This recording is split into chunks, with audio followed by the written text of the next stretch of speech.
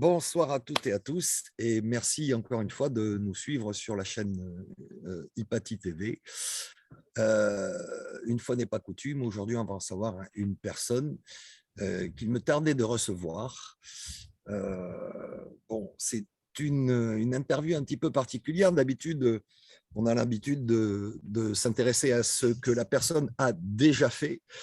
Et aujourd'hui, on va s'intéresser à ce que la personne a pour projet de faire et va faire. Et donc, c'est très intéressant pour nous de recevoir une personne qui a un projet comme celui-ci. Il s'agit d'un nouveau film, un film documentaire, j'imagine. Enfin, il va nous en parler un petit peu plus. Donc, j'ai le plaisir ce soir de recevoir un monsieur qui est un petit peu alchimiste, un petit peu farfouilleur du patrimoine et qui va nous parler de son projet et sa passion. Bonsoir Stéphane, bonsoir monsieur Stéphane Levaché. Voilà, bonsoir Eric, et puis bonsoir à tous les présents, et puis ceux qui rejoindront la vidéo par la suite. Voilà. Alors, c'est pas que mon projet, hein, c'est le projet avec Marc Bielli, voilà, que connaît Alors, bien c'est un projet Didier commun. Coillac. Voilà. Voilà, c'est un projet commun avec un réalisateur de films qui s'appelle Marc Bielli et qu'on a eu le plaisir de recevoir, non pas lui en personne, mais un de ses représentants, un acteur dans un des films qu'il avait déjà fait l'année dernière, si j'ai bonne mémoire, qui parle de Marie-Madeleine, de la vie de Marie-Madeleine. Oui, très beau film qui a eu plusieurs prix d'ailleurs, hein, un prix Et oui, au oui, Festival ésotérique de Moscou, je crois, et puis à Los Angeles. extraordinaire, d'une beauté extraordinaire. Oui, de beauté extraordinaire. Ouais. Et c'était un film un peu dans une veine un petit peu différente de celle qu'il avait suivie, mais bon, qui tous raccordent. Hein. Là, c'était vraiment une fiction, alors que Marc a beaucoup travaillé justement sur le patrimoine. Donc, il y a longtemps qu'on se connaît, qu'on échange. Donc, il suivait un petit peu mes travaux. Moi, je suivais les siens, donc à travers les films qu'il a fait souvent sur la base des travaux de Didier Coillac. Après, moi, ma lecture du patrimoine est un petit peu différente et fondée beaucoup sur la métaphysique hein, des anciens. Oui, alors Il y a un fondement philosophique et psychologique. Ouais. tu as parlé de Didier Coillac et je voudrais saluer le fait que Didier Coillac soit ce soir avec nous. Moi, je suis un adepte de sa chaîne et puis de ses travaux.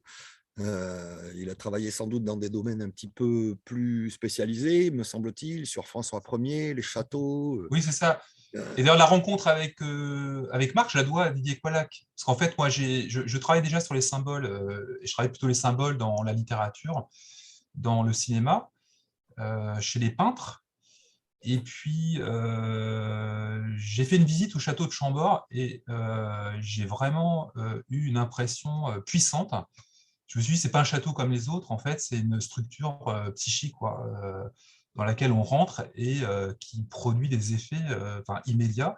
Et j'ai fait un rêve après, très, très peu de temps après, où je reprojetais cette structure psychique dans le jardin de ma maison. Et donc, je me suis dit, ouais, j'ai regardé sur Internet qu'est-ce qu'il y avait autour du château de Chambord, et je suis tombé sur donc, le film de Marc, qui a été donc, réalisé sur la base du livre de Didier Coillac. Et j'ai eu la confirmation qu'il y avait dans le patrimoine la formulation d'un processus que moi, je pistais en fait, dans d'autres matériaux, c'est-à-dire plutôt les matériaux littéraires, les matériaux artistiques.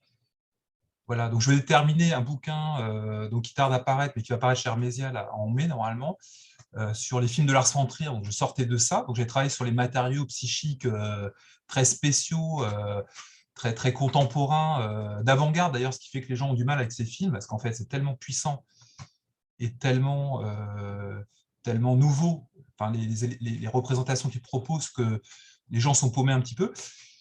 Et donc, je me suis dit que ce qui se formulait de façon assez chaotique dans la série des films de Lars von Trier, ce que j'avais travaillé, se formulait aussi dans le patrimoine, quoi. Et j'ai commencé à suivre ma première piste donc à Montmartre, par un enchaînement de hasards qui sont, enfin, tous ces enchaînements euh, psychiques de faits, presque de synchronicité, j'en ai parlé dans mon livre qui s'intitule Un chemin initiatique en plein cœur de Montmartre. Parce qu'en fait, le film va reprendre d'ailleurs une partie du travail l'exploration que j'ai formulée par écrit dans mon livre, qui est publié chez Hermesia. Et puis, on va s'appuyer aussi sur un autre, parce que le chemin de Saint-Denis de Montmartre, qui part du pied du Louvre et qui va jusqu'au sommet de Montmartre, c'est un dispositif complet où il y a vraiment toutes les étapes du processus de transformation de soi, on aura le temps d'en reparler de ça, à travers 3 phases, phase noire, phase au blanc, phase au rouge. Donc, le chemin que j'ai reconstitué et que j'ai explicité dans mon livre, donc un chemin initiatique en plein cœur de Montmartre, il est très complet et extrêmement détaillé. Et puis depuis, j'ai travaillé sur un autre dispositif, d'ailleurs, qui se conjoint à celui de Montmartre, qui est l'axe, que moi j'appelle l'axe métaphysique du Louvre, et qui part de l'arrière du Louvre, rue de l'Arbre-Sec, et qui va jusqu'à Harfleur-Normandie. Donc le film va s'appuyer sur ces 2 gros dispositifs-là, qui sont reliés l'un à l'autre, d'ailleurs par la géométrie, hein, il y en a un qui est vertical, l'autre qui est horizontal. Et puis on va travailler aussi sur d'autres dispositifs, alors plus isolés, mais ils sont tous les reliés les uns aux autres. Il y a des réseaux comme ça de dispositifs. Donc on va aussi traiter des dispositifs qui sont plus archaïques, hein, qui remontent parfois à des temps très reculés. L'ère du bélier, l'ère du taureau, peut-être même. Et ça, ce sera dans le Pays d'Auge en Normandie. D'accord. Alors, si j'ai bien compris, Stéphane, tu es en train de nous dire que dans les différents bâtiments, les différentes œuvres littéraires, un peu partout finalement, dans tout ce qui dure et qui est soumis à se donner, tu es en train de nous dire qu'il peut exister des choses qui sont à la fois cachées et en plein jour, c'est ça, qui Oui, en peuvent… fait, il y a une espèce de logique psychique qui se déroule Ouais. à travers le symbolisme du patrimoine. Mais cette logique, on la retrouve dans les rêves qu'on fait. C'est-à-dire que les, les psychanalystes jungiens, notamment, ont fait le constat que dans les rêves de leurs patients, il y avait la formulation d'un processus.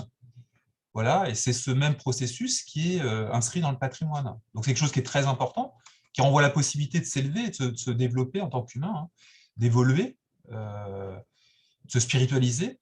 Donc ça, on retrouve, alors sous forme, je dirais, non contrôlée, spontanée, en fait, sous forme de projection, comme ça, plus ou moins désordonnée, dans les œuvres des artistes. Mais on peut aussi travailler sur ses propres rêves. Et après, ce qui est intéressant dans le patrimoine, c'est que c'est une œuvre collective, et que là, il y a vraiment la volonté en fait, de formuler clairement et très rationnellement, de façon très linéaire, ces processus que les humains semblent avoir identifiés depuis la nuit des temps, et qu'ils essayent de nous transmettre pour que nous évoluions et pour que nous évitions de recommettre toujours les mêmes erreurs qui précipitent les communautés humaines dans des gouffres. Par exemple, D'accord, donc ça, tu es en train de dire que finalement, les civilisations qui nous ont précédés ou les générations qui nous ont précédés ont tenté d'inscrire dans la pierre, par exemple, un message pour les générations futures, c'est Ah ça? oui, tout à fait, c'est un message, c'est un message, c'est clair. De toute façon, il y a dans la cour carrée du Louvre, par exemple, la première statue, il y a 2 ou 3 statues qui ont un nom, en fait un écriteau, hein, sur le socle. Et la première à droite, quand on vient de la pyramide, c'est marqué le message. Et on voit une femme qui tend en fait une lettre en forme de triangle et qui indique le pignon inverse où il y a en fait un ouroboros, enfin un coq dans un ouroboros. Donc ça, c'est des choses qu'on peut décrypter. Didier Collat connaît bien ça. C'est-à-dire qu'il y a parfois l'explicitation du message. Après, Et ce qu'il faut comprendre, c'est que ce sont des dispositifs et à déchiffrer. Hein. ça s'adresse à qui ces messages, Stéphane? Tout C'est être humain. simplement des personnes qui sont capables de décrypter ces messages ou… Ces dispositifs, on les trouve dans des lieux, enfin, correspondent à des lieux extrêmement touristiques. Donc, il y a une espèce d'aimantation, je crois. Qu'est-ce qui fait que les foules… Alors, il y a parfois une espèce de suivisme. Hein, les gens, ils vont là où les autres vont. Mais je pense que c'est des lieux qui ont une force d'aimantation. Et qu'on comprenne ou qu'on ne comprenne pas, il se passe quelque chose. Alors, ça, moi, je l'ai compris en travaillant un site qu'en plein milieu d'un champ dans le Pays d'Auge, la Fontaine Saint-Méen, qui se trouve donc auprès d'Auge, qui est assez ignoré même des gens qui vivent dans ce coin-là. Et en fait, il y a vraiment une espèce d'idéogramme qui est tracé au sol, très très complexe, mais les gens ne font pas forcément attention au fait qu'il y a un idéogramme, mais en fait, cet idéogramme, il ressemble aussi un peu à un talisman, et les gens vont faire des rituels avec l'eau, ils vont prendre de l'eau, ils boivent de l'eau, ils déposent des vêtements souillés par des maladies de peau, et ils espèrent être guéris grâce à ces rituels. Donc, ils vont dans ce lieu-là, ils n'en comprennent pas forcément la signification, mais la signification, elle est formulée à travers les éléments symboliques qui ont été en fait ajoutés aussi dans le temps. C'est-à-dire que le site, là, qui a un site certainement qui renvoie Saint-Méen, c'est Belin, Bélénos, donc ça renvoie certainement à l'ère du bélier, donc ça renvoie avant Jésus-Christ. Hein. Mais en fait, il y a des éléments qui ont été ajoutés au 19e siècle, parce qu'il y a des gens qui, en fait, se donnent la peine de clarifier la formulation, mais c'est toujours de toute façon sous forme de symbolique. C'est-à-dire le symbole, hein, c'est comme une interface, c'est-à-dire que c'est quelque chose c'est un appui matériel qui nous donne la possibilité d'aller voir ce qu'il y a derrière, en fait, et de se relier aux archétypes. Oui, puis c'est souvent aussi souvent un petit peu intemporel, c'est-à-dire que ça dure plus longtemps que… Oui, oui, puis en plus, comme ce n'est pas dogmatique et que ce n'est pas une formulation explicite, ça risque moins d'être détruit ou par les changements doctrinaux. Ou, mal voilà, interprété. voilà, c'est des images en fait, qui n'intéressent que ceux qui sont en quelque sorte en quête de sens. Donc les gens qui s'intéressent pas, qui sont pas en cette quête de sens, vont même pas y faire attention. Donc il n'y a pas de risque qu'elle soit l'objet comment dire, de dégradation. Voilà. Souvent, c'est placé très haut aussi. Hein. Ils se donnent les moyens, ils font tout pour que ça survive autant. Puis il y a des reformulations régulières, il y a des restaurations régulières. Par exemple, au 19e siècle, celui qui s'est chargé de la reconstitution et qui a en fait continué la formulation, qui est allé au-delà de ce qui était formulé symboliquement sur des sites parfois très anciens, c'est Viollet-le-Duc. Il est connu hein, pour ça. Hein. On lui a reproché, mais lui, il a expliqué qu'il faisait comme les anciens, c'est-à-dire que les structures, les dispositifs n'étaient pas figés, c'est-à-dire qu'il fallait continuer d'essayer d'avancer dans sa compréhension de ce qui se formule dans le patrimoine. En fait, normalement, l'humanité doit continuer de tenter d'aller un peu plus loin dans sa compréhension de choses qui nous dépassent. Hein. D'accord. Alors, si au sein d'un même monument ou bâtiment, il y a comme ça des symboles qui tentent à vouloir nous initier ou nous donner un message, en tout cas, est-ce qu'il peut arriver que des messages soient prolongés par d'autres bâtiments? Oui, parce qu'en fait, par exemple, si on prend l'axe du Louvre, qui fait quand même 170 km, hein, il part de la rue de l'Arbre Sec, il va jusqu'à Harfleur en Normandie. Hein. Et selon une ligne droite, d'une précision redoutable, maintenant qu'on a Google Earth, on peut le constater, c'est impressionnant, ça passe exactement par le centre des bassins, l'obélisque, au centre de l'Arc de Triomphe, etc. Et en fait, si on prend par exemple que la cour carrée en soi, c'est un micro-dispositif. Alors, un micro-dispositif, quand je dis micro-dispositif, l'intérieur de la cour carrée, on peut y passer des heures, parce qu'il y a 3 niveaux d'abord de formulation. Alors, la cour carrée, déjà, ce qui est intéressant, c'est qu'elle a été construite, et donc les représentations, l'iconographie symbolique a été commanditée et œuvrée sur 300 ans. Hein. Ça part de Henri II à Louis XVIII. Donc il y a 300 ans de volonté de formuler quelque chose, au moins à l'intérieur de la cour carrée, sur 3 niveaux. Le niveau du bas, d'ailleurs, concerne les individus, les êtres humains isolés. Le deuxième niveau concerne plutôt le monde, donc la réalisation du processus à l'échelle du monde. Et puis le troisième niveau concerne plutôt l'univers. Donc le même processus se déploie à ces 3 degrés-là du vivant.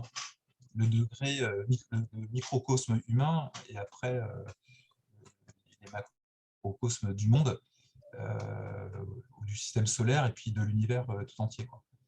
Donc, c'est quand même impressionnant, hein. Ah oui, oui, oui, ça a l'air d'être impressionnant. Alors du coup, j'ai envie de revenir à notre sujet de départ. Tu as eu envie, c'est ça, si j'ai bien compris, de partager cette passion et les découvertes que tu as faites au travers d'un documentaire que tu voudrais faire, un audiovisuel, quoi. Euh, Tu peux Ouais. nous en parler un peu? Alors, l'idée, déjà, de toute façon, il y a eu le livre. Donc, moi, j'ai essayé de déployer entièrement, d'expliquer minutieusement tout le processus qui se déroulait sur le chemin de Montmartre, qui est très, très complet, très, très précis. Il y a un nombre de symboles époustouflant. Et c'était un inédit, parce qu'en fin de compte, moi, j'ai trouvé un petit peu par hasard, et personne n'avait parlé de ce dispositif-là. Et donc, moi, je suis remonté, j'ai découvert les commanditaires et les participants donc, sur une centaine d'années. Et là, vraiment, il y a un niveau de détail qui est impressionnant. Moi, j'ai appris plein de choses, hein, en fait, en tirant un bout de fil. J'ai déroulé toute la pelote. Ça m'a demandé beaucoup de temps. J'ai fait un sacré nombre d'allers-retours.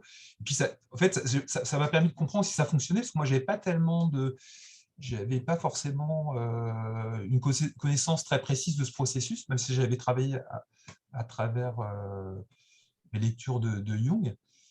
Mais je ne savais pas que dans le patrimoine et qu'avant le XXe siècle, qu'il était déjà conscient et qu'il y a des gens qui œuvraient à en laisser une trace et à le formuler le plus clairement possible. Oui. Donc, Alors, c'est parti de ça.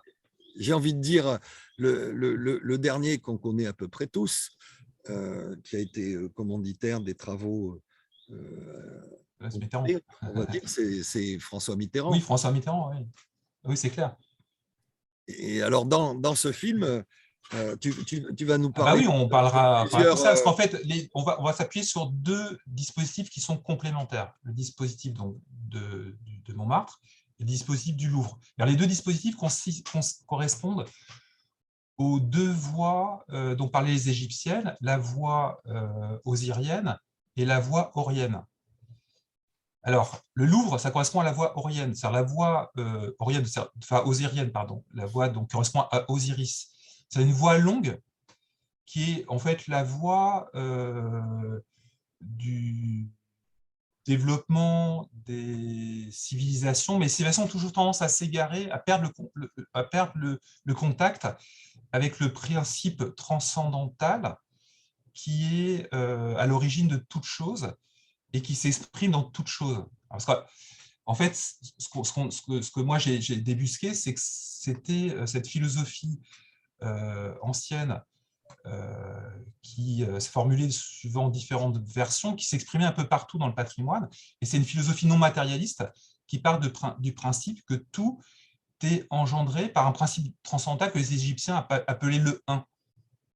Voilà, c'est-à-dire qu'il y a le 1, puis après, nous, on est des fractions du 1. Donc, plus on s'éloigne dans l'espace et le temps, plus on s'éloigne du principe. Et plus on s'éloigne du principe, plus on s'égare. Et plus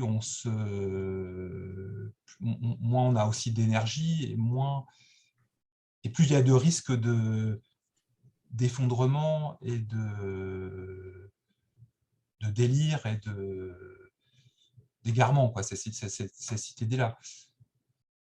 Alors, donc la voie auquel renvoie le Louvre, c'est donc la voie osirienne, avec l'idée, un peu comme le fleuve de la Seine serpente autour de cet axe qui fait 26 degrés par rapport à l'équateur. Et donc, ça représente bien un peu les civilisations qui perdent souvent le contact avec le principe qui donne un sens en fait à la vie individuelle, mais aussi à la vie des peuples. Et si ces peuples perdent le contact avec le principe, ils vont s'effondrer dans des gouffres de chaos. Et il y a le risque à tout moment de retour de crise majeure et d'effondrement civilisationnel. Et il y a l'idée quand même que cet axe, il finira quand même que tout finalement rejoindra le principe, parce qu'en fait le principe transcendantal, c'est comme si en fait il déployait le corps du monde dans une expiration, mais à un moment donné, en fait, il va tout ramener à lui dans un inspire. Il y a l'expire et l'inspire. Voilà, donc l'axe du Louvre, il représente l'expire du principe, le déploiement du corps du monde, qui est voilà, assez instable et chaotique. Et nous, on est pris dans cette tergiversation de la vie et on peut être broyé, on peut être anéanti, on peut être submergé, dérouté, etc. Donc il y a le risque toujours de s'égarer. Au Louvre, il y a une statue qui représente bien ça, qui est une statue de Landowski, qui est la statue des fils de Caïn. Voilà, avec Caïn, Lamech et Tubal-Caïn, l'inventeur de la chimie et de l'industrie, créateur de l'industrie. Et ils sont montrés comme des égarés, ils sont désaxés, et donc ils vont à la catastrophe. Et on sait que cette lignée caïnique, elle a été balayée de la surface de la Terre, et il n'y a eu un seul survivant, qui était le fils un des fils de Lamech, que Lamech ne reconnaissait pas. Lamech, c'est un aveugle et polygame. Et il a le seul survivant de cette lignée, c'est Noé. Et nous, on est des fils de Noé. Alors, ouais. Donc, on est notre lignée, mais on recommence à s'éloigner du principe. On a à nouveau perdu le contact avec le principe. La perte du contact avec le principe, elle est bien représentée par Caïn qui tue Abel. Caïn, il veut accéder à une certaine autonomie, il croit que en fait, son intelligence, il la doit à lui-même, en fait, à son cerveau, à sa personne, à ses aptitudes en tant qu'humain. Et donc, il veut se débarrasser de ce qui représente son centre. D'ailleurs, dans Abel, il y a donc Abel, ça fait référence a priori à Apollon, à Bélène, c'est-à-dire le centre transcendantal, en fait, qui est un dieu caché. Mais qui, en fait, le centre caché ne meurt jamais. C'est le sol invictus, le soleil invaincu. On a tous en nous, en fait, un centre, mais on ne le voit pas parce qu'il est profondément enfoui dans les ténèbres de notre psyché. Si on n'a pas développé justement sa psyché, si on ne l'a pas exploré, arpenté, on peut penser d'ailleurs qu'elle n'existe pas. Il y a des gens qui sont dans le déni de l'existence même d'un inconscient, parce qu'en fait la psyché, d'abord, quand elle n'est pas du tout travaillée, elle est inconsciente. Et en fait, les dispositifs nous amènent, et par les symboles notamment, nous happent, nous aimantent, pour que nous passions aussi de l'autre côté du miroir, pour que nous penchions déjà dans un premier temps sur notre psyché, et c'est dans les profondeurs de la psyché qu'on trouvera ce centre qui peut donner à ce moment-là un sens, une direction à notre vie, et lui permettre d'évoluer et de se rapprocher de façon d'ailleurs assez accélérée du principe. C'est-à-dire du 1. Du 1, voilà. Et justement, l'autre voie, la voie de Montmartre, c'est la voie aurienne, c'est-à-dire c'est une recette pour se rapprocher dans le temps d'une vie de ce principe et en fait l'activer en soi et se métamorphoser quasiment, en devenant, dans l'idéal, homme cosmique régi par un centre. Et si on était régi par ce centre, alors ce centre, il faut aller d'abord le chercher dans ses profondeurs, il faut le renforcer. Bon, ça c'est un processus complexe, on en parlera peut-être petit à petit, c'est l'histoire les termes alchimiques du soufre sont très importants pour ça, parce qu'en fait le soufre, en l'homme, il est fractionné dans 3 corps. Donc il faut réamalgamer, donc décloisonner les 3 corps, on peut en reparler, ça, libérer ces 3 soufres, les amalgamer, les concrétionner, les quintessencier, et à partir de cela, ça devient le germe en fait d'un nouveau corps qu'on pourrait engendrer si on allait au terme du processus, mais ça semble être extrêmement rare. Ça semble être extrêmement complexe aussi. Oui, il y a une certaine complexité. Est-ce que dans ce documentaire, est-ce que tu vas nous parler un peu d'alchimie aussi, justement, ou simplement les symboles Alors oui, en fait, si tu veux, dans le documentaire, on va essayer d'expliquer tranquillement, en s'appuyant sur les images, sur les sites Bon, déjà, on montrera la beauté des sites. C'est-à-dire, même si les gens ne comprennent pas tout, ils verront, à partir du moment où on porte attention. C'est-à-dire, quand on comprend un petit peu ce qui se formule, en fait, on porte aussi attention à des détails qui sont parfois vraiment merveilleux, enfin, qui sont très beaux, qui ont une qualité artistique, et qui fait que petit à petit, on a l'impression d'être dans un temple à ciel ouvert. Enfin, le Louvre, par exemple, quand on comprend ce qui se formule, ça devient vraiment un temple à ciel ouvert. Hein, d'ailleurs, il y a une correspondance avec le temple de Luxor. Ce sont des temples à ciel ouvert et on peut se sentir pèlerin dans ces lieux-là et se sentir être impressionné justement par ce qui émane de toutes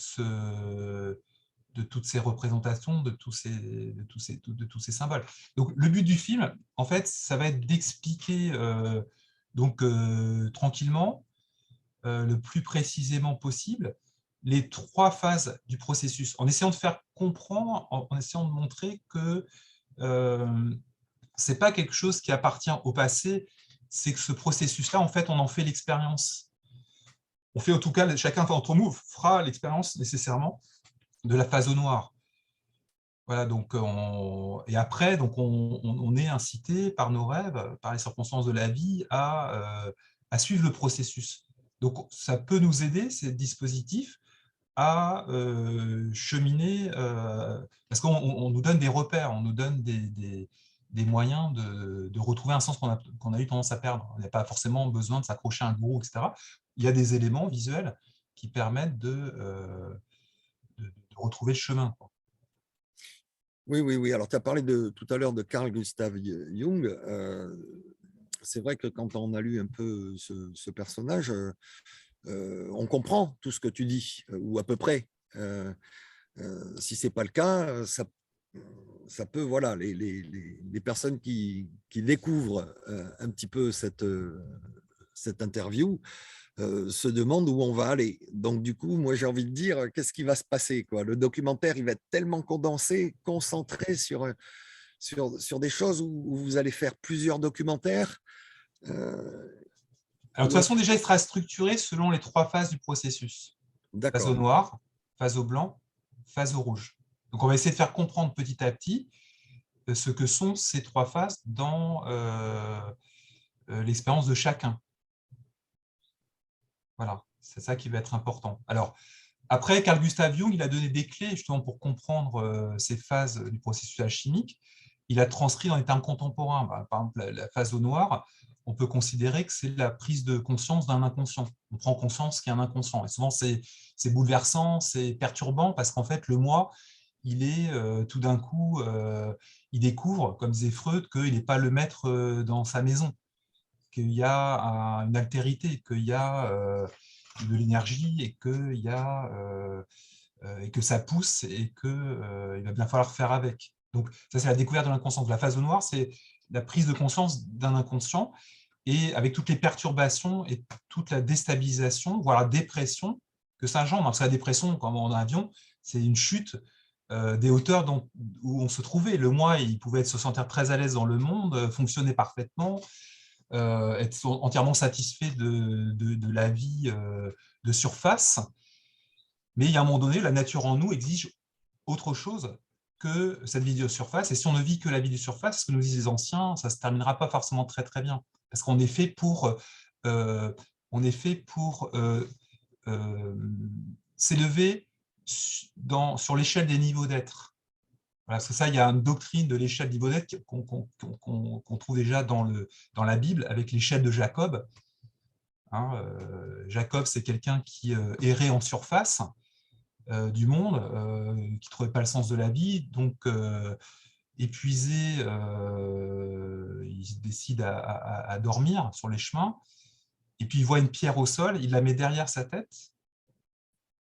Donc on pourrait dire que c'est la pierre du mental, hein, qui sert à s'adapter en surface du monde. Voilà, donc la nuit au repos, il s'en sert pour se reposer, et puis la nuit, il fait un rêve. Donc l'impression que c'est cette pierre qui s'active, comme notre inconscient s'active la nuit dans les rêves, et il voit donc une échelle au sol avec Dieu au sommet, donc comme représentation du principe, au sommet, et un certain nombre d'échelons et des anges qui montent et qui descendent. Donc il comprend que le sens de la vie, c'est de trouver le moyen de suivre ce processus d'élévation et qui est un processus de spiritualisation. C'est-à-dire qu'on ne peut pas rester comme ça au fond de la caverne, disait Platon, parce que le mythe de la caverne il renvoie exactement la même chose. C'est-à-dire qu'on peut être dupe des illusions et du confort qui règne au fond de la caverne, mais rester au fond de la caverne, c'est une vie d'aliéné, c'est une vie qui n'a pas de sens.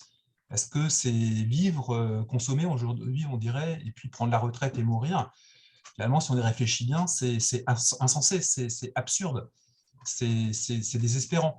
Donc, il y a l'idée qu'il y a une voie et il y a une quête à mener de transformation. Et la psyché, c'est ce qu'a dit Jung, hein, c'est-à-dire que Jung a expliqué qu'il y avait la crise du milieu de la vie, c'est-à-dire que si tout se passe bien et s'il n'y a pas d'activation de l'inconscient dans les 40 premières années de la vie, ça se fera de toute façon automatiquement au moment où il est encore temps de faire ce qu'il faut pour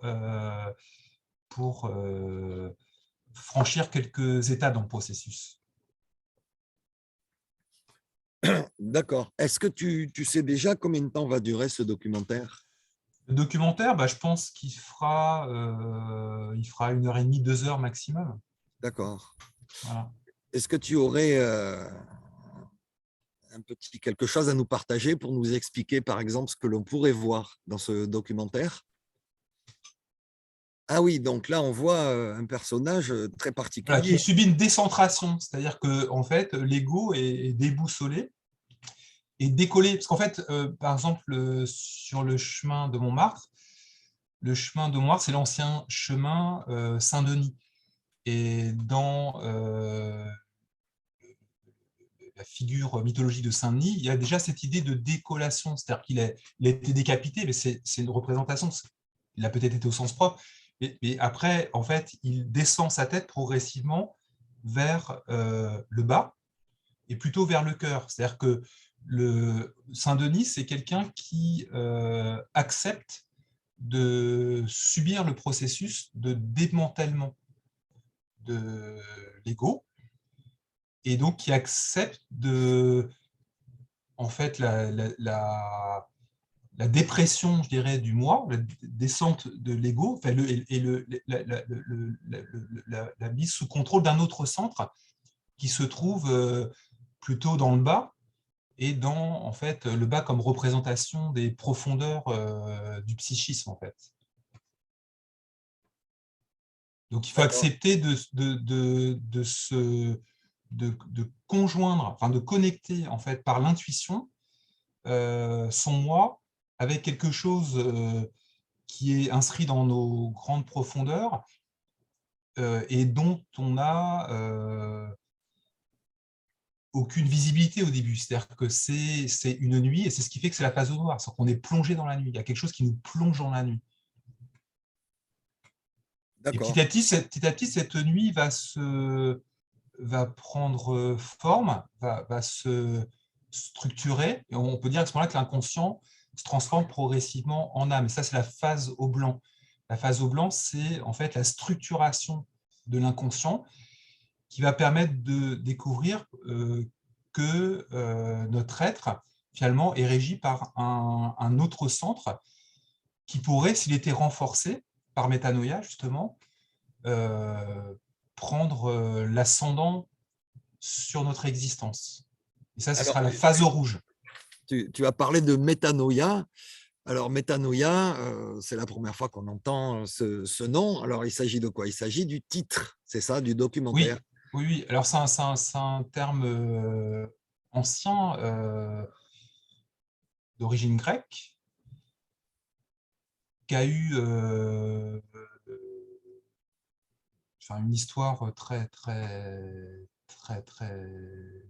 Enfin, c'est un mot qui a disparu un petit peu de notre langage, mais en fait qui était utilisé dans le langage courant de nos ancêtres, qui n'aspirait qu'à une chose, c'était réaliser cette métanoïa.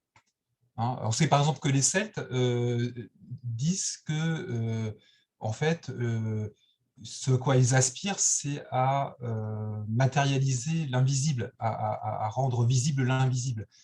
Nos ancêtres étaient des êtres qui considérait que l'essentiel, c'était en fait la vie spirituelle.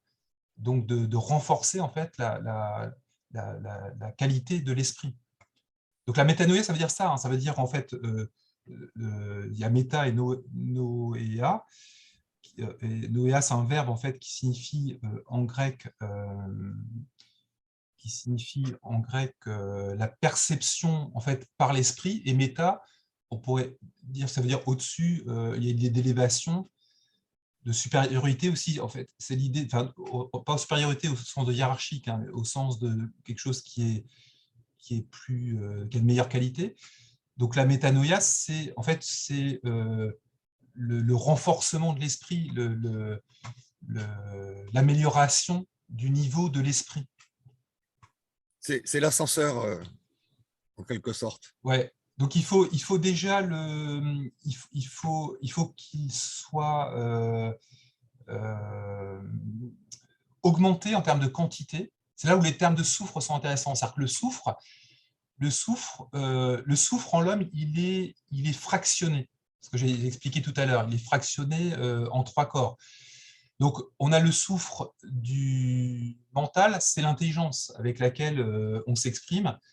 Et on voit bien que le soufre de l'intelligence, on pourrait dire cognitive, qui nous permet de nous adapter, qui nous permet d'échanger, de comprendre, d'être conscient qu'on existe, etc.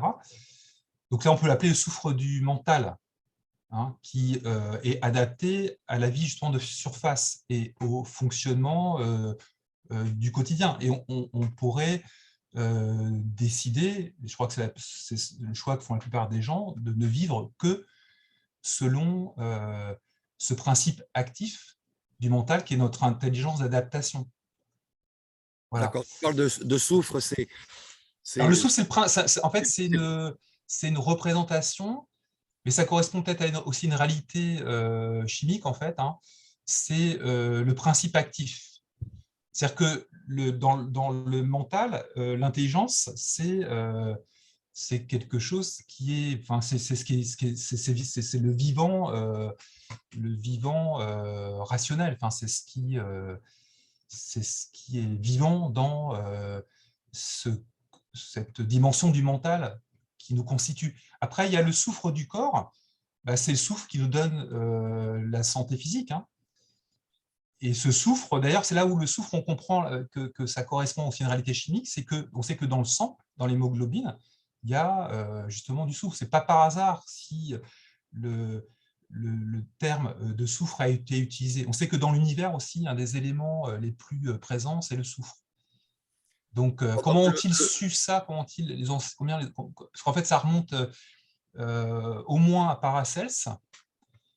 Donc, comment ont-ils compris que cet aimant-là avait cette dimension en fait, transcendantale, hein, c'est le principe même de la vie. Hein.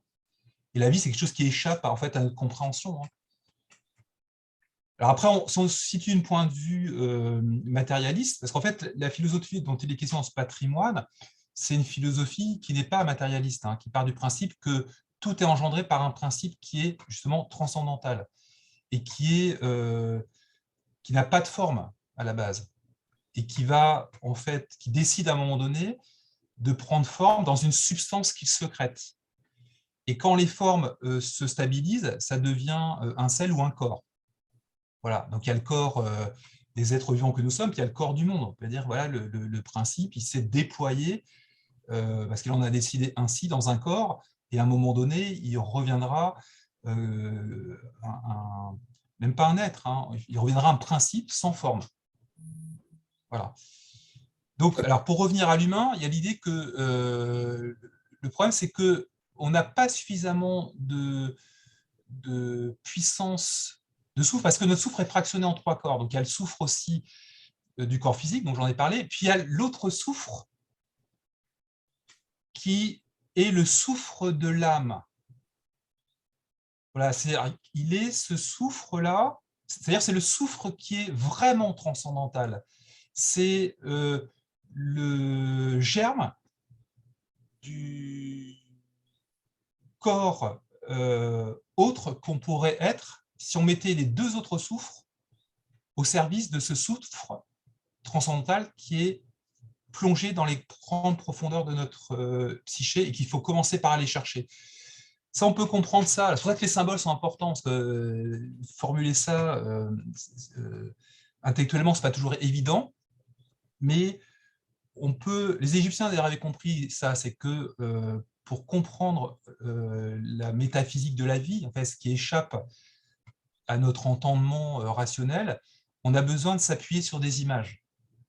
Alors, pour comprendre que ce centre, qui est un centre transcendantal qui est perdu dans les profondeurs d'une psyché dont on n'a peut-être même pas conscience, hein. À ce moment-là, on parle de l'inconscient. Il y a des gens qui ne pensent pas qu'il y ait autre chose que ce qui se sent être dans le monde. Pour comprendre ce que c'est que cet autre centre, on pourrait parler du film, plus le film que le livre du Seigneur des Anneaux. Le premier épisode avec le Hobbit, hein, qui en fait pêche sur une barque. Et puis, donc il a la volonté, a priori, de se connecter avec des profondeurs, hein, les profondeurs de l'eau, d'un lac ou d'une rivière, je ne sais plus. Mais sans trop savoir pourquoi il fait ce rituel de pêche et de tirer une ligne verticale vers des profondeurs. Et puis, il y a un poisson qui mord, et c'est un poisson énorme, et qui l'embarque, fait chavirer la barque, et l'embarque, en fait, sous l'eau, sous la vase. Donc, le Hobbit finit par lâcher la canne, et c'est à ce moment-là, en fait, qu'il trouve dans la boue le fameux anneau. Donc, il ressort de l'eau, il va mettre l'anneau à son doigt. Donc, en fait, il a découvert ce centre qui était plongé dans les profondeurs de la boue de son âme, réduit à l'état d'inconscient. Et à partir du moment où il a trouvé son centre, commencent les aventures du Hobbit, qui vont être très compliquées, hein, qui vont être labyrinthiques, mais qui font qu'il deviendra enfin ce qu'il devait s'efforcer d'être.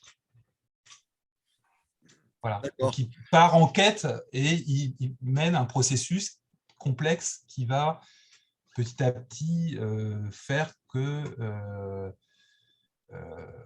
sa vie prend du sens et qu'à l'arrivée, d'ailleurs, il est célébré comme un héros ayant réalisé sa quête, en fait. Très bien. Revenons au film, Stéphane. Ça promet d'être passionnant parce qu'on sent que tu es quelqu'un de passionné et d'érudit sur ce sujet. Et du coup, ça promet d'être passionnant. Avec un réalisateur comme Marc Bialy, ça ne peut qu'être formidable. Et du coup, ce film, tu as décidé de le tourner, si j'ai bien compris, d'essayer de le tourner, si tu as le financement, cet été, c'est-à-dire cet été 2022, en Oui. août 2022. Et pour ça, il te faut une certaine somme, parce que j'imagine qu'il y a plein de frais.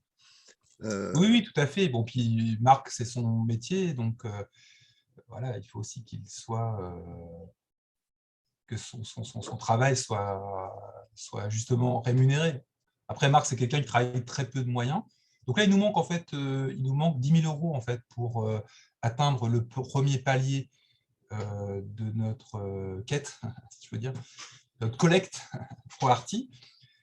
Bon, j'espère qu'on va y arriver, encore une petite trentaine de jours. Il y a certains pros aussi, certainement, qui vont nous rejoindre, qui sont intéressés par le projet.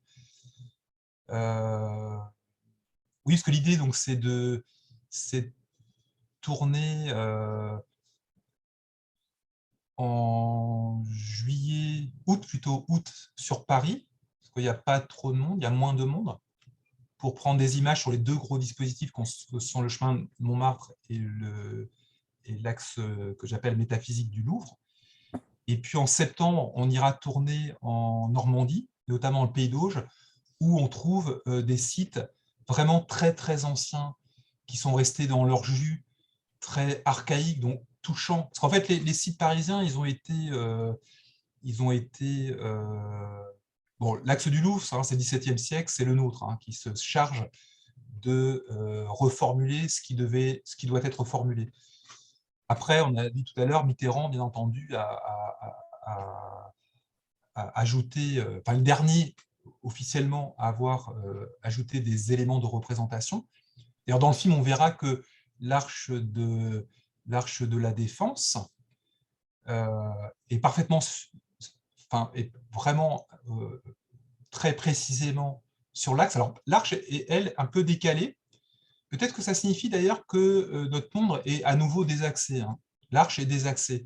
Mais dans le prolongement de l'arche de la Défense, il y a une passerelle qui pointe vers le terme de la voie qui fait 170 km, qui se termine à Harfleur.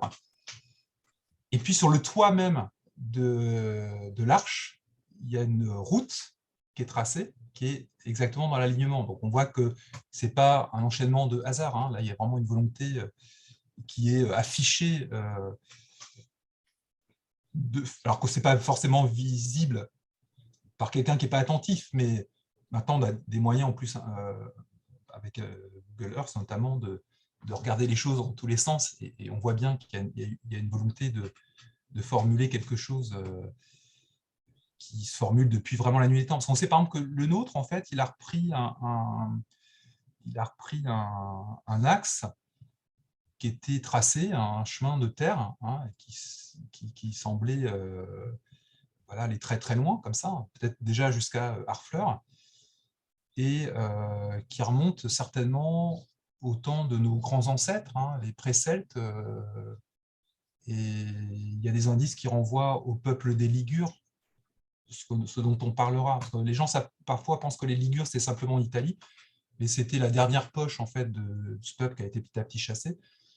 Et les Ligures, a priori, ont été, dont le dieu était probablement Lug, ont été les premiers certainement à comprendre ce qui se formule à travers la psyché de tous les êtres humains, mais ils ont été les premiers certainement à étudier ça de près et à tenter de le formuler à travers la géographie sacrée.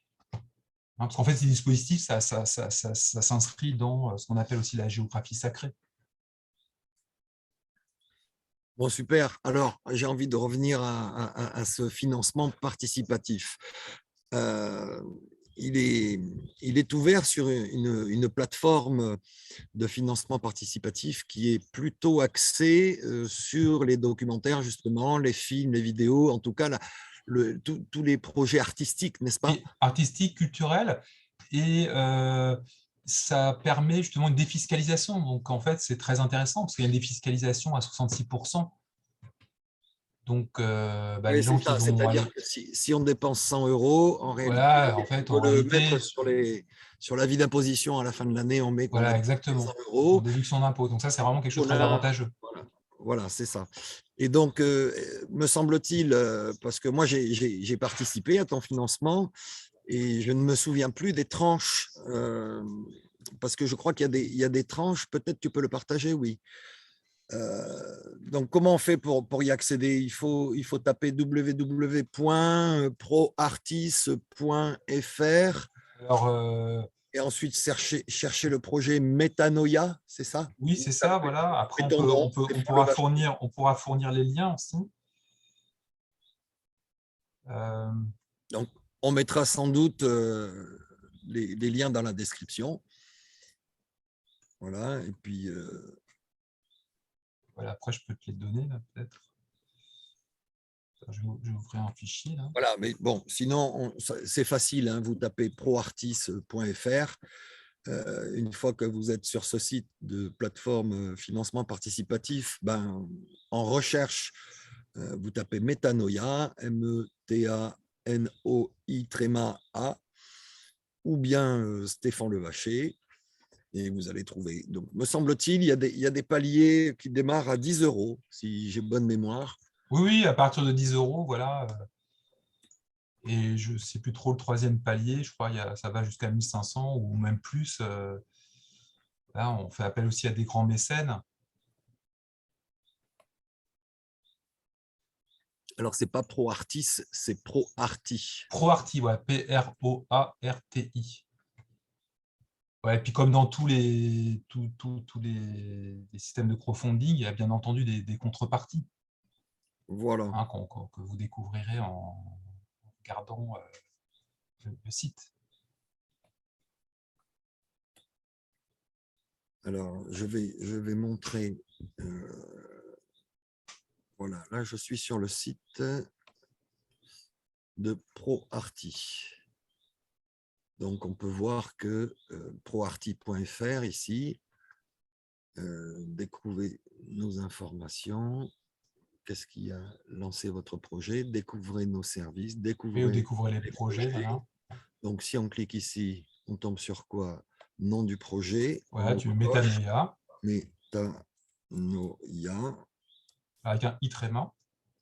Est-ce que c'est bien comme ça? Oui. On clique sur Entrée et normalement, voilà. on tombe sur ton projet. Donc, exactement. Vous avez, si je regarde bien, vous avez un projet d'une valeur globale pour un premier, c'est ça? Pour un premier Il y a 3 paliers. Hein. Il y a 3 paliers. Donc, le premier palier qu'on aimerait au moins atteindre, c'est ça va être indiqué dans le budget, je pense, dans le budget. Voilà, si tu vas dans le budget, voilà. Alors ça, c'est le budget complet et idéal. Mais après, si tu regardes sur budget, tu vas voir qu'il y a 3 paliers.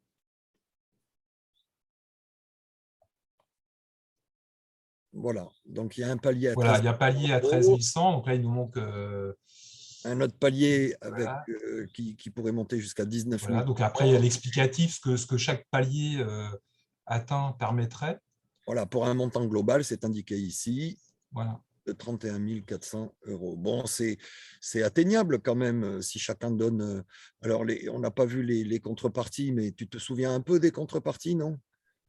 Oui, alors tu peux les voir sur. On peut les ouvrir. Elles sont à droite, là, tu vois. J'ai utilisé des termes justement d'alchimie, hein, nigredo, donc qui veut dire l'œuvre noire, hein, la phase au noir. Nigredo plus, albédo plus. Ouais, donc à droite, là, tu vois, à droite de ton. Voilà, donc là, par exemple, si on donne 10 €, on a son nom au générique du film. Si on donne 20 €, on a son nom plus un lien du visionnage, de visionnage du film quand il sera fini, bien entendu. Si on donne 50 €, ce qui a été mon cas, on a un DVD du film, parce que moi, je voulais le DVD. Ah oui, alors je te remercie d'ailleurs en passant. Je crois que je t'avais envoyé un petit mot d'ailleurs de remerciement. Je veux pouvoir le revoir quand je veux. Où je veux avec oui, c'est vrai que moi j'adore aussi. J'ai tous les films de Marc en DVD. Voilà. Ensuite, ça monte à 100 €. Alors ça, c'est ceux qui ont un peu les moyens quand même. Ça commence à... Et puis, on peut aller très loin. Bon, j'imagine que certains semi-pro ou pro pourraient aller très loin, forcément. Et voilà, donc, bah, écoute, on te on attend la réponse on attend la réponse des pros là sur. J'ai des rendez-vous la semaine prochaine. Voilà, donc chaque semaine ça serait son super. étape à remplir. Ça serait super. Voilà. Et puis donc il y a le livre, hein, parce qu'en fait moi je suis en train d'écrire parallèlement le livre pour essayer qu'il sorte chez mon éditeur Hermesia en même temps que le film. Et puis là, je suis en train de mettre en œuvre aussi un festival qui s'appellera, là c'est un scoop, Festival du mystère et de la merveille, dans le Calvados, à Livaro. Donc c'est fixé. Tu seras invité, vous serez invité. On scoop sur Epathie. Tu vois, tu en as un là. Parce que j'ai eu des éléments de précision là, cet après-midi, donc c'est pour ça que je peux t'en parler. Donc, avec ça, un certain nombre d'invités, bon, on a un programme prévisionnel, donc on sait qu'il faut s'y mettre très à l'avance pour avoir les gens qu'on aimerait avoir, dont toi.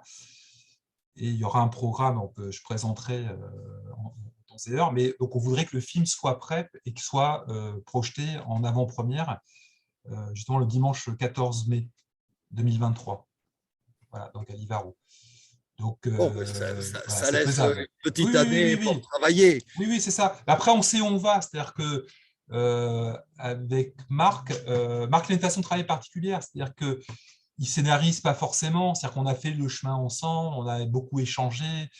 Il a beaucoup lu aussi, parce que moi, mon travail, il est fondé quand même sur des référentiels qui demandent d'y consacrer du temps. Hein. Par exemple, le référentiel jungien, c'est des heures et des années de lecture. Un autre référentiel que j'utilise, c'est le référentiel plotinien, donc Plotin, 3e siècle après Jésus-Christ, sur l'étagère d'une bibliothèque, il y a 54 traités, hein, donc ça fait 80 cm et il y a un temps de lecture et d'appropriation.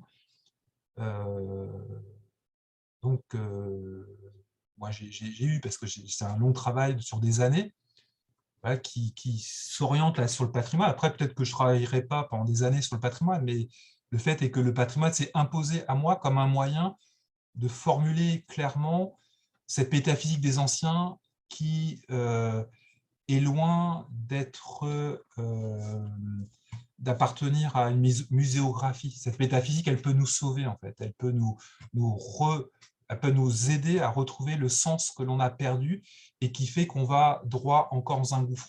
Et alors, par rapport à ça, parce qu'en fait, l'axe du Louvre, puisque c'est l'axe en fait osirien, et Osiris, il passe son temps, c'est le dieu qui est démantelé en permanence par Typhon, c'est-à-dire par les passions, par l'énergie incontrôlée. Donc, Osiris, c'est un dieu qui est en permanence démantelé et qui tend à se reconstituer, mais sans l'aide d'Isis, l'âme, la psyché, n'y parviendrait pas. Et c'est le travail de l'âme que de reconstituer le corps morcelé en 14 morceaux, d'ailleurs, d'Osiris, et de le réaxer en lui modelant d'ailleurs un phallus de terre, là il y a une image très érotique, auquel elle insuffle le principe transcendantal par le souffle. Et ça engendre donc le nouveau dieu, Horus, qui lui ne sera pas démantelable, qui est fixe. Et c'est ce à quoi on devrait tendre. Alors, je ne sais plus, j'ai perdu mon fil là, du coup, je ne sais plus ce que je voulais dire par rapport à ça. Alors, Parce que le risque est toujours perdre son fil, parce que c'est très, très riche. C'est pour ça que le fait de faire le film, ça va être posé comme ça, gentiment, des jalons. Et donc, on voudrait d'ailleurs, ça sera certainement, comme c'est très bien le faire, Marc, aussi un docu-fiction, c'est-à-dire qu'on voudrait faire intervenir des comédiens pour jouer un peu le rôle de pèlerin. Alors, rôle de pèlerin plutôt partant pour l'aventure, et puis on aura aussi peut-être un pèlerin qui va rechigner un petit peu en disant à quoi ça sert tout ça. Finalement, on sait déjà plus ou moins, ça appartient à un temps révolu, on n'en a pas besoin. Oui, c'est à ça que je voulais revenir. C'est parce que sur l'axe du Louvre, il y a quand même un truc extraordinaire que moi j'ai découvert récemment en en faisant une étude systématique de l'axe du Louvre. J'ai fait une intervention sur Baglis, j'ai fait 2 interventions sur l'axe du Louvre, que moi j'ai intitulé l'axe métaphysique du Louvre, mais que Franck Agier a appelé le Louvre initiatique, je crois.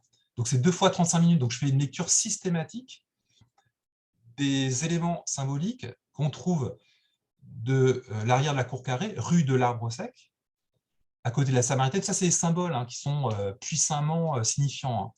Par exemple, il y a l'idée que, en fait, si on n'est pas relié au principe, on sera un arbre sec. En fait, un être qui ne vit qu'en surface, c'est comme un arbre. Alors, un arbre, ça pousse, ça grandit, puis ça meurt. Donc, si on veut ne pas qu'être un arbre voué à dépérir, il faut absolument se relier avec le principe transcendantal qu'on trouve dans les grandes profondeurs de notre psyché. Donc, l'axe du Louvre part de l'arbre sec, qui s'appelait d'ailleurs avant l'arbre sel, rue de l'arbre sel. Donc, il y a l'idée qu'on a un sel en nous qui nous permet de ne pas rester à l'état d'arbre sel. Et ce sel, c'est le soufre de l'âme. Il faut aller chercher dans les profondeurs d'un puits. Rue de l'Arbre Sec, il y a la Samaritaine, et la Samaritaine, c'est la gardienne du puits de Jacob, et qui reçoit Jésus, et Jésus lui dit, c'est pas de cette eau-là dont j'ai besoin, moi je peux apporter une eau qui va satisfaire davantage votre soif. Après, dans le légendaire de la Samaritaine, on sait qu'elle a en fait 3 sœurs et 2 fils. La Samaritaine qu'on connaît, qui est en surface et qui apporte l'eau, la satisfaction de nos besoins, en fait, elle s'appelle Photine. Photine, ça veut dire lumineux. Donc, un effet du feu, un effet du principe. La deuxième sœur, elle s'appelle Photide, qui veut dire fille du feu. Donc, elle est déjà plus reliée au principe. La troisième, elle s'appelle Phota, qui veut dire feu au pluriel. Donc, elle est déjà le feu. Et après, alors, elle a encore deux autres sœurs qui ont des noms hébraïques. Donc, c'est-à-dire que là, on est dans des couches encore plus profondes de spiritualité. Et je n'ai plus les noms en tête. Il y en a une qui s'appelle Parasève et l'autre, bon, peu importe. En traduction, il y en a une qui renvoie en fait à la préparation du sabbat. Et la dernière, ça veut dire, je crois, seigneurial, si je ne me trompe pas. Mais tout ça, ça sera expliqué dans le livre, parce qu'il faut Voilà, mémoriser plein de choses. Et après, c'est ce ce qui est que intéressant, c'est j'allais qu'elle a dire. deux fils. Elle a deux fils. Il y en a un qui s'appelle donc Josué, qui veut dire Dieu aidera, et le dernier, c'est victoire. C'est-à-dire, si on descend dans les profondeurs du puits, dans les profondeurs de notre psyché, eh bien, on trouvera le principe qui nous aidera en fait à nous déployer spirituellement. Et donc, à l'autre extrémité de l'axe du Louvre, tu as quand même Harfleur. Alors, Harfleur, on entend fleur, et puis il y a aussi le radical indo-européen Ar, Car, Gar, pierre, la fleur de la pierre. C'est-à-dire que nous, on est une pierre dure, hein, celle que Jacob se mettait derrière la tête d'ailleurs, on est une pierre même peut-être métallique, on est une pierre de dureté, mais on peut en fait déployer son être comme une fleur, et l'idée que si on déployait entièrement ses potentialités, dont une grande partie sont en réserve dans la psyché inconsciente, eh bien on libérait l'esprit comme une fleur libère son parfum. Et à ce moment-là, parce qu'Harfleur, pourquoi Harfleur donc est aligné parfaitement, hein, Harfleur, ça donne sur l'embouchure de l'ancien canal du Havre, qui a été creusé par Vauban, et ce canal du Havre mène à la Manche. Et donc, moi, je transcris en disant que c'est le canal du Havre, parce que ça, le canal du Havre, hein, c'est le canal du Havre de paix. C'est-à-dire que si on déployait entièrement notre être et qu'on libérait donc l'esprit transcendantal, eh bien, cet esprit-là, et nous, en tant qu'esprit, on rejoindrait en fait compte le néant suressentiel représenté par en fait la Manche. Parce qu'en fait, la Manche, on le retrouve, j'ai travaillé aussi sur un site d'Étretat, et le site d'Étretat, les trois portes du site mènent, la dernière, c'est la manne porte, donc la porte de la manne, donc la substance qui se décorporifie, et ça donne sur Antifère, donc qui est en fait la partie la plus ouverte de la Manche. Bien, bah, tout ça, j'imagine que ça va nous être expliqué dans le film. Alors, c'est sans doute pas un film très grand public. Il faut déjà être un peu, non pas forcément initié, mais en tout cas s'intéresser à tous ces sujets-là. Stéphane, je te propose pour ce soir d'en rester là. Moi, il me tarde de pouvoir le voir dans une petite année, j'imagine. J'espère qu'on aura donné envie à tout un tas de personnes de venir participer à cette œuvre.